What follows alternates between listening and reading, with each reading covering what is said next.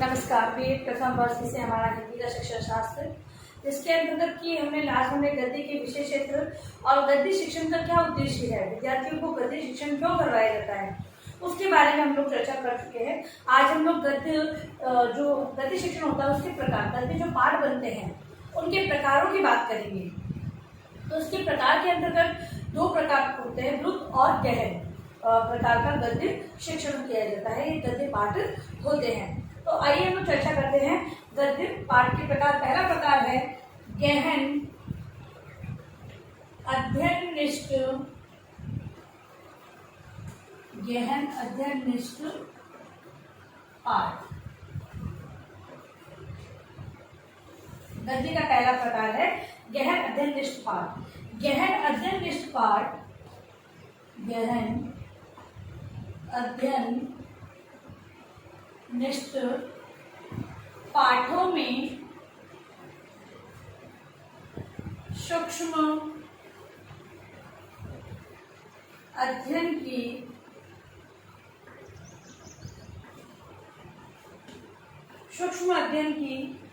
आवश्यकता पड़ती है।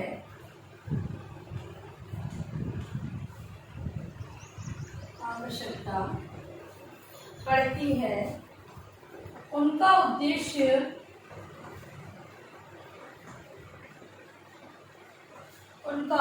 उद्देश्य भाषा शिक्षण होता है। भाषा शिक्षण होता है। इन पाठों में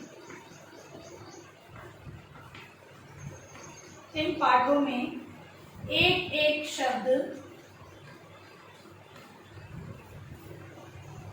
शब्द, वाक्यांश, मुहावरा, लोकोक्ति आदि को समझना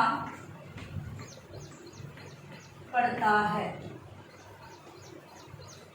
देखिए, जो गहन अध्ययन पाठ है, इन पाठों में सूक्ष्म अध्ययन की आवश्यकता पड़ती है।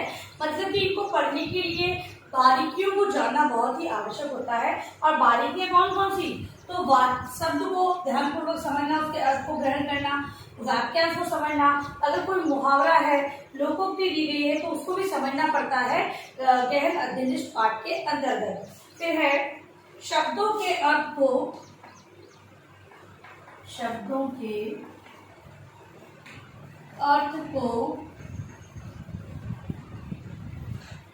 समझने के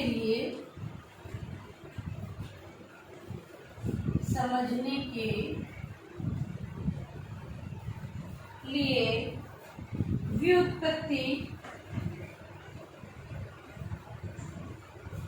व्युत्पत्ति, वाक्य प्रयोग, शब्दखंड,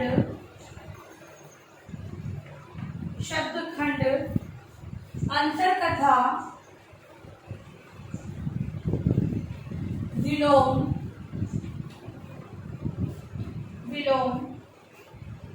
पर्यायवाची,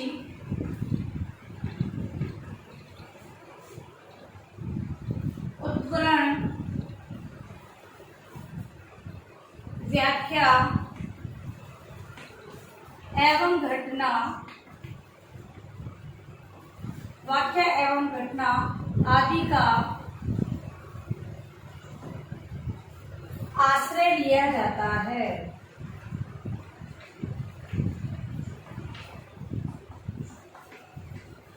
देखिए, जो गहन अध्ययन पाठ होता है उसके अंतर्गत इन सभी बारीकियों को जानते हुए जो शब्द की बारे में उत्पत्ति मतलब विशेष प्रकार की जो उत्पत्ति है उसके बारे में जानना, वाक्य का प्रयोग किस प्रकार किया गया है, जो शब्दों के खंड है, अंतरकथा अगर दी गई है तो वो क्या है, विलोम, पर्यायवाची, उद्धरण जो दिया गया है, व्याख्या है, घटना आदि को जानने मतलब आदि का आश्रय लेते हुए हमें जो गहन अध्ययन करना होता है। गहन अध्ययननिष्ठ पाठों में, गहन अध्ययननिष्ठ पाठों की व्याख्या गहन अध्ययनिष्ठ पाठों की व्याख्या की जाती है, इसके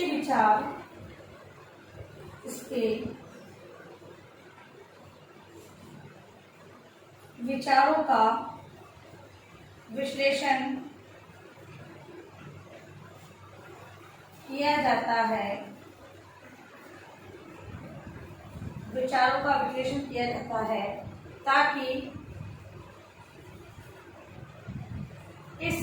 ताकि छात्र उक्त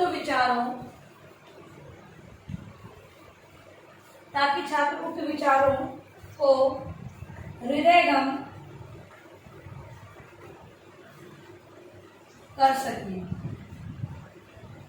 मतलब कि जो गहन अध्ययनिष्ठ पाठ होता है उसमें व्याख्या की जाती है और उसके अंदर विश्लेषण भी किया जाता है, ताकि जो विचार उसमें प्रस्तुत किए गए हैं उसको हृदयंगम में मतलब कि अच्छी तरह मतलब कि समझे, या फिर उसको ये कह सकते हैं हम लोग पूर्ण तरह से उसके बारे में जानकारी प्राप्त करने के लिए उसका विश्लेषण और व्याख्या भी की जाती है।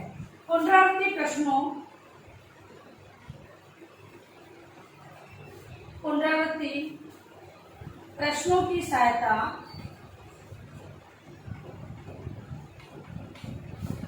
की सहायता से परीक्षा ली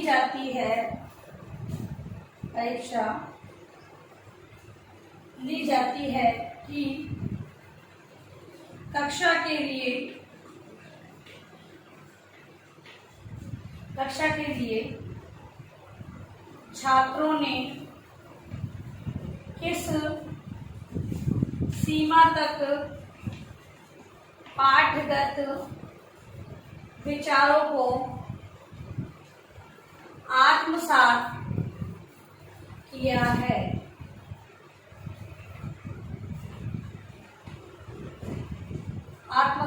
है। इसमें विचारात्मक निबंधों की बाहुल्यता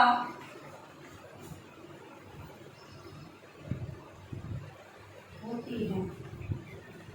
देखिए, जो गहन अध्ययनिष्ठ पाठ है उसके अंदर जो विचार दिए होते हैं वो कहाँ तक सीखे, बालकों ने कहाँ तक सीखने में सक्षम हुए हैं, इस हेतु हम लोग देखते हैं कि विचार विश्लेषण प्रश्न बनाए जाते हैं और विद्यार्थियों से पूछे जाते हैं कि बालक उसमें विचार करते हुए उसमें समझने योग्य जो बातें हैं उनको जान पाए या न जान पाए हैं, इस हेतु प्रश्न किए जाते हैं। और इसके अंतर्गत जो गहन अध्ययनिष्ठ पाठ होते हैं उसके अंतर्गत जो निबंध होते हैं, विचारात्मक निबंध, उसकी बहुलता होती है। मतलब कि ज्यादातर गहन अध्ययनिष्ठ पाठ कौन से होते हैं, तो निबंध वाले होते हैं। जो विचारात्मक निबंध होते हैं वही इसके गहन अध्ययनिष्ठ पाठ के अंतर्गत आते हैं। अब है द्रुत वाचनोदृष्टि पाठ। द्रुत मतलब तेज गति से, तीव्र गति से पढ़ना, ये गहन अध्ययन है। दूसरा है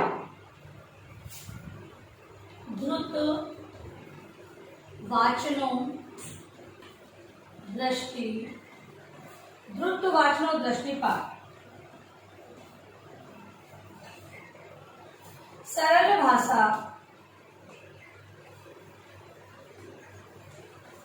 सरल भाषा में ऐसे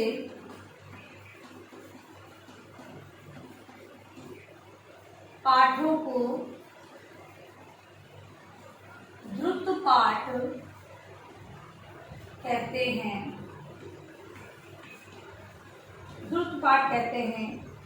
ये पाठ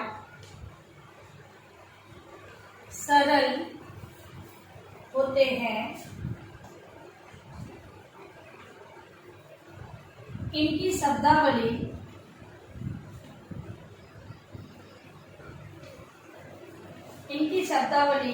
छात्रों के लिए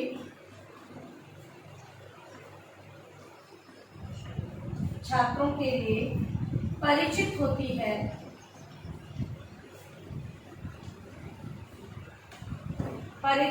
है, इसलिए इनमें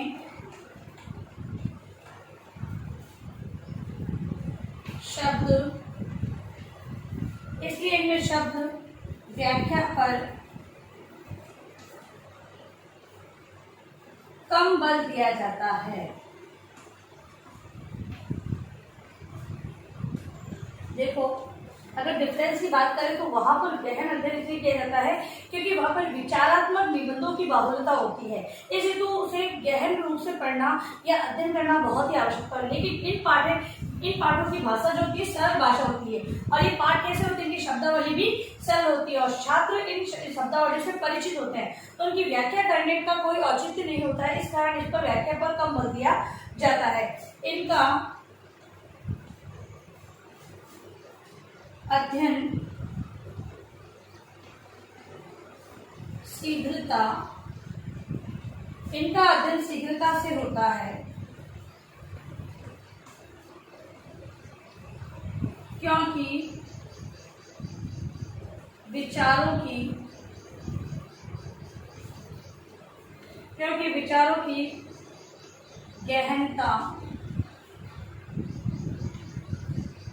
की गहनता इनमें नहीं होती।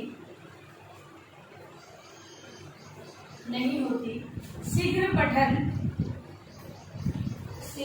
पठन और मौन पठन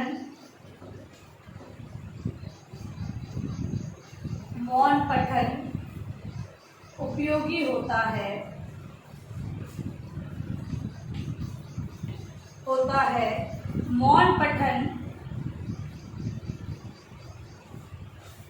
मौन पठन भी कुछ द्रुत पाठों में अति शीघ्रता से किया जाता है। ठीक है, तो ये हुआ हमारे गहन अध्ययन निष्ठ और ये वाचनोदृष्टि, द्रुत वाचनोदृष्टि पाठ। ठीक है, इनमें दोनों में ये डिफरेंस है कि वो गहन रूप से अध्ययन किया जाता है, जबकि इसमें शीघ्रता या अति शीघ्र इसे पढ़ा जा सकता है। ये सरल होते हैं शब्दावली, जबकि इसकी शब्दावली कठिन होती है।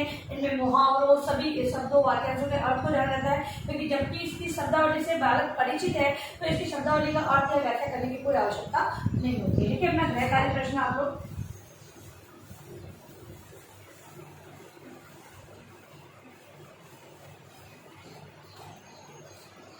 गृह कार्य प्रश्न आपका